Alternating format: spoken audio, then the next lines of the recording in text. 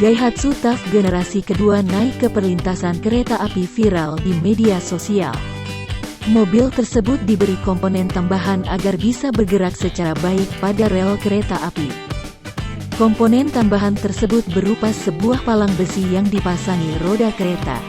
Palang besi tadi dipasang di bagian bemper depan dan belakang, diatur agar pas di lintasan rel. Sementara ban dari mobil sendiri tidak dilepas namun tak menapak secara langsung.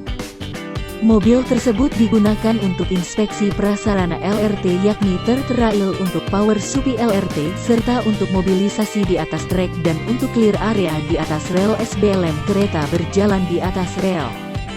Mobil tersebut cocok karena lebar ruas kereta api di Indonesia sesuai dengan jarak antar ban pada mobil itu.